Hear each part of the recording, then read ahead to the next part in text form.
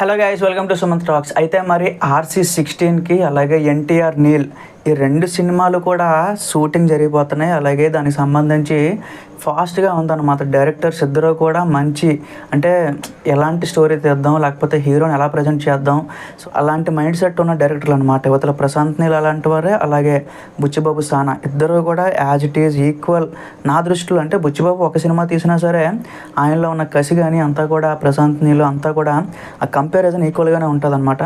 So మళ్ళీ మీరు అడగొచ్చు, ఎందుకంటే ప్రశాంత్ నీల్ అంత పెద్ద సినిమా తీశాడు, 1000 కోట్ల సినిమా తీశాడు, బట్ బుచ్చిబాబు 100 కోట్ల సినిమా మాత్రమే తీశాడు. బట్ అదంతా మ్యాటర్ కాదు, ఎందుకంటే కంటెంట్ మీద మనం ఎప్పుడైనా డిపెండ్ అవ్వాలి. సో ఎందుకంటే బుచ్చిబాబు గారు వచ్చేసి ఒక డెబ్యూట్ హీరోతో, ఒక డెబ్యూట్ హీరోయిన్తో 100 కోట్లు కొట్టిన ఒక డైరెక్టర్ అనమాట.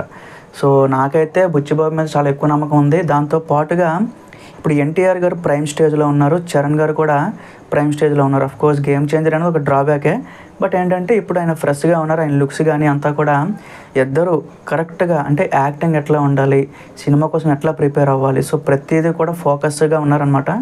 సో నాకేంటనిపిస్తుంది అంటే చాలామంది SSMB 29 లేకపోతే ఇంకోటి కల్కి ఏవేవో చెప్తున్నారు, బట్ నాకైతే ఈ రెండు సినిమాల మీద చాలా ఎక్కువ ఎక్స్పెక్టేషన్స్ అయితే ఉన్నాయన్నమాట.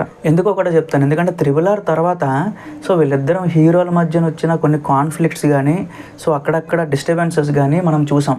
సో ఫ్యాన్స్లో కూడా చాలా ఇష్యూస్ వచ్చినాయి. వాళ్ళు కూడా అగైన్ మీ వాడికి తక్కువ స్కోపు, మా వాడికి ఎక్కువ స్కోప్ అని చెప్పి చాలా రకాలుగా అయితే డిస్టర్బెన్సెస్ క్రియేట్ చేసుకున్నారనమాట. బట్ ఇప్పుడు ఏంటంటే ఇద్దరు వేరే వేరే సినిమాలతో వస్తున్నారు. సో ఇదేంటంటే అగైన్ ఒక సేమ్ టైంలో వస్తుంది అని చెప్పి నాకైతే అనిపిస్తుంది. దానికి కూడా బడ్జెట్ కానీ, డైరెక్టర్ కానీ, క్యాస్టింగ్, సో యువతల క్యారెక్టర్స్ ఉంటారు కదా, సో వాళ్ళు కూడా చాలా మంచి క్యారెక్టర్స్ అయితే ఉన్నారనమాట. ఖచ్చితంగా ఈ రెండు సినిమాల్లో ఏది 2000 కోట్ల మార్క్ కొడుతుంది అని చెప్పి అయితే నేనైతే ఒక క్వశ్చన్ అయితే పెట్టుకున్నాను.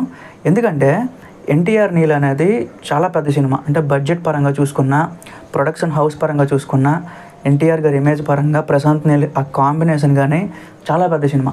సో బుచ్చిబాబు గారి సినిమా వచ్చేటప్పటికి సో మ్యాక్సిమం ఇది కూడా అదే లెవెల్లో ఉంది.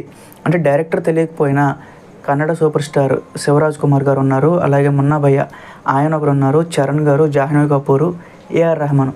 సో ఎంతమంది కాస్టింగ్ ఉన్నప్పుడు సో నాకేంటంటే రెండు సేమ్ బ్యాలెన్స్ ఆఫ్ మూవీసే అని చెప్పి నాకైతే అనిపిస్తుంది అనమాట. సో మరి RC16 తాలూకా ఆల్రెడీ చాలా షెడ్యూల్స్ అయిపోయినాయి. ఆల్మోస్ట్ ఒక 40% వరకు షూటింగ్ కూడా అయిపోయింది. బట్ ఎన్టీఆర్ నీల్ సినిమా ఏంటంటే రీసెంట్గా స్టార్ట్ అయింది. అయితే మరి ఈ రెండు ఒకేసారి రిలీజ్ అవుతాయా, లేకపోతే వేరే వేరేగా రిలీజ్ అవుతాయా అనేసి చాలామంది డౌట్ ఉన్నాయన్నమాట. ఎందుకంటే RC16 ఫస్ట్ రిలీజ్ అయిపోద్ది గైస్, ఇందులో ఎలాంటి డౌట్ లేదు.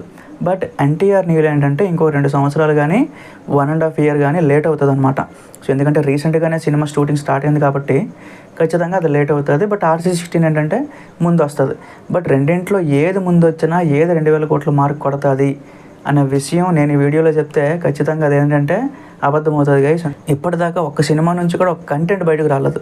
సో అంటే ఏదో ఒక జస్ట్ పోస్టర్ అనౌన్స్మెంట్ వచ్చింది అంతే తప్ప ఫుల్ ఫ్లెడ్జ్డ్గా ఒక టీజర్ కానీ, ఒక ఫస్ట్ లుక్ కానీ మనకైతే బయటకు రాలేదు. సో అవేమీ చూడకుండా ఇదంత కొడుతుంది అని చెప్పడం కూడా కరెక్ట్ కాదని నా ఒపీనియన్. మీకు ఒక గెస్ ఉంటుంది కదా, సో మీరు ఏమనుకుంటున్నారు, ఏ సినిమా 2000 కోట్ల మార్క్ కొడుతుంది అని మీకేమనిపిస్తుందో ఒకసారి కింద కామెంట్ చేసి చెప్పండి. Thank you.